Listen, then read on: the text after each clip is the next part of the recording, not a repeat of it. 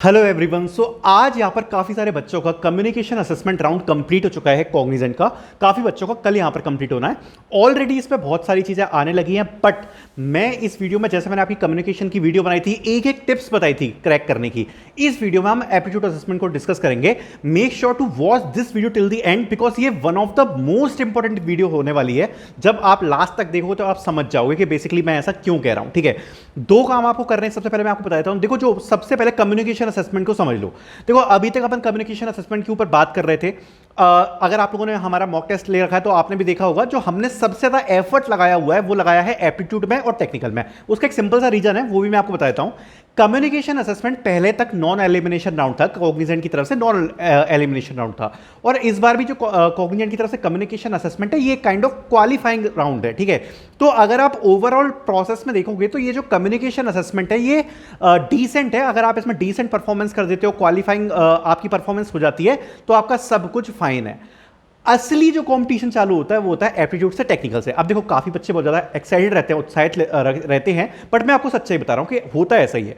जो आपका एप्टीट्यूड का स्कोर है, जो आपका टेक्निकल असेसमेंट का स्कोर है, ये ही आपका फाइनल सिलेक्शन, कि आप इंटरव्यू तक जा पाओगे कि नहीं, कि आपको जेएनसी मिलेगा, जेएनसी प्रो मिलेगा, जेएनसी नेक्स्ट मिलेगा, सब कुछ इस पर डिपेंड करता है। इसलिए कॉग्निजेंट का एप्टीट्यूड असेसमेंट और टेक्निकल असेसमेंट, इसकी प्रॉपर प्रिपरेशन आपको चाहिए। और मैं आपको बस ये बता देता हूं, बाकी आपकी चॉइस है, कि जो हमारे मॉक टेस्ट है उसमें जो सबसे ज्यादा एफर्ट लगाया हुआ है वो हमने इसी चीज पर लगाया हुआ है, एप्टीट्यूड टेस्ट और टेक्निकल असेसमेंट, बिकॉज ये बहुत ज्यादा इंपॉर्टेंट है और प्रीवियस ईयर के क्वेश्चंस के हिसाब से बनाए हैं। जो टेक्निकल असेसमेंट है उसमें आपको सारे प्रीवियस ईयर के क्वेश्चंस विद सॉल्यूशन मिल जाएंगे, जो लास्ट 2 साल में कंडक्ट कराए हैं कॉग्निजेंट ने, सब कुछ सॉल्यूशन के साथ प्रोवाइडेड है। ठीक है, और जो आपका एप्टीट्यूड असेसमेंट है वो भी हमने जो प्रीवियस ईयर में जितने क्वेश्चन आए हैं, जिस टॉपिक से आए हैं, उस हिसाब से ही प्रैक्टिस टेस्ट आपको प्रोवाइड कराए हैं, जहां पर आपको ओवरऑल देखोगे तो 200 प्लस क्वेश्चन मिल जाएंगे एप्टीट्यूड के अंदर। अगर मेरा बनाएगा तो थोड़े बहुत और भी ऐड कर दूंगा, खूब प्रैक्टिस करो। ठीक है, तो ओवरऑल आपको 200 प्लस क्वेश्चंस मिलने वाले हैं एप्टीट्यूड के, जो आप प्रैक्टिस कर सकते हो। ज्यादातर क्वेश्चंस वही उठाए हमने जो प्रीवियस ईयर से आ रहे थे, जिस प्रकार के प्रीवियस ईयर के क्वेश्चन आ रहे थे। तो आप लिंक डिस्क्रिप्शन में जाके चेकआउट कर सकते हो एप्टीट्यूड को। अब मेन चीज पर आते हैं कि ये एप्टीट्यूड का सीन क्या है। देखो, सीधी सीधी आपको बताता हूं, इजी मीडियम लेवल का आपका एप्टीट्यूड है। ठीक है, ना ज्यादा डिफिकल्ट होता है ना ज्यादा इजी होता है, ओवरऑल इजी मीडियम डिफिकल्टी आप इसको बोल सकते हो। अब भैया इसका टाइमिंग क्या होती है, तो ये टोटल 80 मिनट्स का राउंड है। ठीक है, 80 मिनट का राउंड होगा, in which there will be total 2 section. एक होगा आपका मैथ्स का और दूसरा होगा गेम्स का। अब भैया जरा इसको ब्रेक डाउन करो कि भाई मैथ्स क्या है और गेम क्या है। ये जो मैथ्स का सेक्शन है ये बेसिकली 30 मिनट्स का होता है और इसमें आपको 30 क्वेश्चंस देखने को मिलते हैं। अभी जो टाइमर रहता है शेयर्ड रहता है, मतलब आपको 30 मिनट्स में टोटल ओवरऑल 30 क्वेश्चन सॉल्व करने हैं। अब आप कहोगे कि भैया टाइम तो कम है, 30 क्वेश्चंस 30 मिनट्स। ये बात बिल्कुल सही है कि आप जब तक क्वेश्चन पढ़ोगे तब तक आपका टाइमर भाग चुका होता है, 20 सेकंड तो उसमें निकल जाते हैं। बट एक एडवांटेज है कि इसमें जो क्वेश्चंस का लेवल होता है वो उतना ज्यादा हाई नहीं होता कि इसमें आपको बहुत ज्यादा कैलकुलेशन करनी पड़ेगी। अगर आपको बेसिक कॉन्सेप्ट्स आते हैं तो आप डेफिनेटली इसको कर पाओगे। अब देखो, बेसिक कॉन्सेप्ट्स के लिए तो वैसे मैंने टीसीएस एनक्यूटी के ऊपर काफी सारी फ्री वीडियोस डाल रखी हैं एप्टीट्यूड की, आप वो भी फॉलो कर सकते हो। बट अभी मैं आपको सजेस्ट नहीं करूंगा कि आप जाके वीडियोस को फॉलो करो, क्योंकि टाइम बहुत ज्यादा कम है। मैं आपको सजेस्ट करूंगा कि आप मॉक टेस्ट दो, क्योंकि उसमें एक तो टाइमर रहता है और इसमें मेन चीज है ना, वो टाइमर ही है। और जो हमारे मॉक टेस्ट है जो आपको डिस्क्रिप्शन में मिलेगी, उन सभी में हमने टाइमर लगा के दिया है कि भैया जब तुम मॉक टेस्ट अटेम्प्ट करोगे तुम्हारा टाइमर चलेगा, तो मैं टाइम के हिसाब से क्वेश्चन सॉल्व करना है। तो इससे आपकी जो असली प्रैक्टिस है वो यहां पर हो पाएगी। ठीक है, और अनलिमिटेड अटेम्प्ट दे सकते हो आप मॉक टेस्ट में, जैसे 1 बार 2 बार 4 बार जितनी बार आप देना चाहो दे सकते हो। और टाइमर के साथ आपको यहां पर मॉक टेस्ट मिलने वाले हैं जो आपको काफी ज्यादा हेल्प करेंगे। ठीक है, तो एक तो ये चीज हो गई। दूसरी बात, अब एक और बात पे आ जाते हैं कि यहां पर ये तो हमें समझ में आ गया कि टोटल 80 मिनट्स का है। एक आपका मैथ्स वाला सेक्शन हो गया और दूसरा अपन का गेम बेस्ड एप्टीट्यूड हो गया। अब ये जो एप्टीट्यूड का फर्स्ट सेक्शन है विच इज मैथ्स वाला सेक्शन, उसमें क्या हमें देखने को मिलता है, तो देखो भाई, इसमें 30 क्वेश्चंस 30 मिनट्स हैं। जो जनरल आपके मैथ्स के टॉपिक है वही आपको देखने को मिलते हैं, जैसे परसेंटेज हो गया, टाइम हो गया, वर्क हो गया, और जितने भी आपके नॉर्मल होते हैं, रेशियो, प्रपोर्शन, मिक्सचर, एलिगेशन, ये सब जो आपके नॉर्मल टॉपिक्स होते हैं वही आपको सब देखने को मिलते हैं। इंपॉर्टेंट 8 से 10 टॉपिक्स जो मैथ्स के होते हैं जनरली वही आपको देखने को मिलते हैं। ठीक है, सिंप्लीफिकेशन हो गया, इस टाइप के आपको जो टॉपिक्स हैं वो देखने को मिलते हैं। जो क्वेश्चंस होते हैं वो फॉर्मूला बेस्ड रहते हैं। अगर डायरेक्टली आपको कोई कॉन्सेप्ट आता है, जैसे फॉर एग्जाम्पल मैं आपको एक एग्जाम्पल से समझाता हूँ। सपोज आपको यहाँ पर परम्यूटेशन कॉम्बिनेशन के कुछ फॉर्मूलाज पता है, ठीक है। अब आपको सामने क्वेश्चन लिखा रहेगा कि भाई इतने ऑरेंजेस हैं, इतने प्लेसेस हैं, हम इनको कितने वेज में यहाँ पर प्लेस कर सकते हैं। तो सिंपली अगर आपको यहाँ पर फॉर्मूला पता है, आप डायरेक्टली पुट करोगे, कैलकुलेशन किया, फटाक से आंसर टिक कर दोगे, ठीक है। तो इस टाइप के क्वेश्चन आपको देखने को मिलते हैं। ईजी मीडियम, आप अपने बेसिक कॉन्सेप्ट्स को रिवाइज करो और थोड़ी बहुत प्रैक्टिस कर लो, ईजी मीडियम लेवल के ही क्वेश्चंस आपको देखने को मिलेंगे, ठीक है।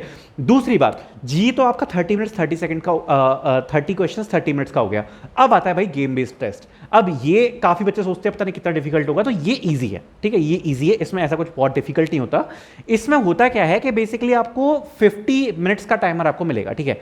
अब 50 मिनट्स आप सोचोगे कि भैया इतना बड़ा होता है क्या? नहीं, इतना बड़ा नहीं होता एक्चुअली, उसमें काफी इंस्ट्रक्शंस रहते हैं। तो सबसे पहले आपको वो लोग प्रैक्टिस भी कराएंगे, सैंपल गेम वगैरह देते हैं कि पहले गेम खेल के देख लो, आइडिया लगा लो कि एक्चुअल जो गेम्स है वो कैसे होने वाले, ठीक है। उसके बाद हर गेम के लिए काफी सारे इंस्ट्रक्शंस रहते हैं और फिर आपके गेम स्टार्ट होते हैं। अब आप पूछो भैया कितने गेम होते हैं, तो भैया 5 से 6 गेम्स आप एक्सपेक्ट कर सकते हो। लगभग 5 to 6 गेम्स होते हैं अलग अलग टाइप के, जिसमें प्रीवियस ईयर की वीडियोस में ऑलरेडी अपलोड कर चुका हूं चैनल के ऊपर, जो आपको मिल जाएंगी कुछ, ठीक है। तो इनमें होता क्या है, बेसिकली ये लॉजिकल एंड मैथ्स के रिलेटेड गेम होते हैं, जैसे कुछ डिजिट चैलेंज हो गया या मोशन बेस्ड गेम्स हो गए। तो ये सब क्या है ना, ये आपकी लॉजिकल थिंकिंग और एप्टीट्यूड थिंकिंग के आसपास के गेम्स है, ठीक है। तो इसमें बेसिकली क्या होगा कि आप ये मान के चलो कि जैसे कि अगर आपको कुछ लॉजिकल स्किल्स आती है, ठीक है, अगर आपको थोड़ी बहुत कुछ लॉजिकल स्किल्स आती हैं, अगर आप ये मान के चलो कि मतलब आपको अपना थोड़ा सा थिंकिंग यूज करनी है विद मैथ्स की स्किल्स, तो आप इसको कर पाओगे। अब इसका एक पैटर्न होता है, वो मैं आपको समझाना चाहता हूं। तो देखो, इसमें एक टाइम फिक्स्ड होता है। जैसे सपोज आपका सुडोकू चैलेंज चालू हुआ, अब इसमें जैसे क्वेश्चंस आते हैं सुडोकू चैलेंज के, ठीक है। अब मान लिया कि आपका सुडोकू जो चैलेंज है वो स्टार्ट हो गया, ठीक है। अब जब आपका ये सुडोकू चैलेंज स्टार्ट हो गया, तो स्टार्ट होने के बाद आपको एक फिक्स टाइमर मिलेगा 6 मिनट का। अब इसमें चैलेंज क्या है कि आपके पास अनलिमिटेड क्वेश्चंस होंगे, आपको हाई टू हाई लेवल पे पहुंचने की कोशिश करनी है। जैसे फॉर एग्जांपल आपके सामने कोई गेम है, अब वो गेम इजी गेम से स्टार्ट होगा, सबसे बेसिक लेवल से, ठीक है। जब आप उसको सॉल्व करोगे तो आपकी उसकी लेवल इंक्रीज हो जाएगी और उससे एक डिफिकल्ट, उसी गेम का एक डिफिकल्ट क्वेश्चन आ जाएगा। फिर जब आप उसको भी सॉल्व करोगे तो उसी गेम का एक डिफिकल्ट क्वेश्चन आ जाएगा। तो बेसिकली आपको कोशिश क्या करनी है कि ये जो 6 मिनट्स हैं, आप इसमें जो भी गेम खेल रहे हो उसकी हाईएस्ट लेवल तक पहुंचो, या फिर मतलब जितनी ज्यादा से ज्यादा लेवल तक पहुंच पाओ उतनी ज्यादा से, मतलब ऐसा कुछ फिक्स नहीं है कि आप कितनी लेवल तक पहुंच पाए, बट मतलब गेम में आप कोशिश करना कि आप ज्यादा से ज्यादा जो लेवल्स है उसको आप क्रैक कर पाओ, ये आप कर सकते हो, ठीक है। तो ये बेसिकली होता है कि आपका 50 मिनट्स है, 6 गेम्स मान लो आप इसमें अप्रोक्सीमेटली मिलेंगे, हर गेम के लिए कुछ आपको एक फिक्स टाइम मिलेगा। उस फिक्स टाइम का आपकी लेवल 1 से जो गेम है वो स्टार्ट होता है, उस लेवल को आपको प्ले करना है और आप उसको सॉल्व करोगे। जैसे आप उसको सॉल्व कर लोगे तो उसकी नेक्स्ट लेवल आगे हो जाएगी, जैसे अपन नॉर्मल गेम्स में खेलते हैं, और आपकी जो लेवल्स है वो इंक्रीज होती चली जाएगी। तो ये होता है गेम बेस्ड, और यहां पर आपका मैटर खत्म हो जाएगा, यहीं पर आपका एप्टीट्यूड टेस्ट खत्म हो जाएगा। 30 मिनट हो गए इसके, 50 मिनट हो गए गेम के। अब बात आते हैं प्रिपरेशन की। तो देखो, प्रिपरेशन के लिए मैं अभी आपको सजेस्ट करूंगा कि ज़्यादा से ज़्यादा आप कोशिश करना कि आप मॉक टेस्ट ही दो, बिकॉज टाइमर एक मेन चीज़ है, टाइमर का आइडिया लग जाता है तो काफ़ी सही हो जाता है।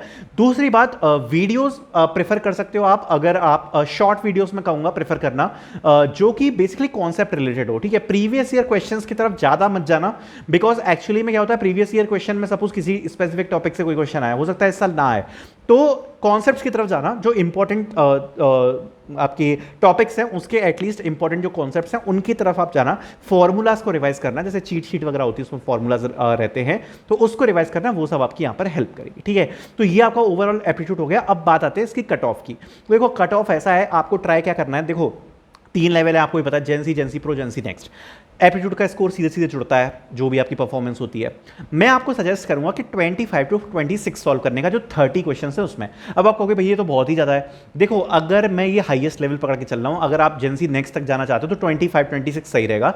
ओवरऑल अगर आप एटलीस्ट जेंसी के लिए क्वालिफाई करना चाहते हो तो करेक्ट क्वेश्चन, देखो करेक्ट क्वेश्चन 21 to 22 प्लस कोशिश करना कि आप सॉल्व कर पाओ, बिकॉज अगर आप 21 से 22 प्लस सॉल्व कर पाते हो तो एक चांस बन जाता है कि हाँ, आपको एटलीस्ट एक जेंसी प्रोफाइल के लिए तो आप क्वालिफाई हो जाओगे, नेक्स्ट राउंड का असेसमेंट तो आपको आ जाएगा।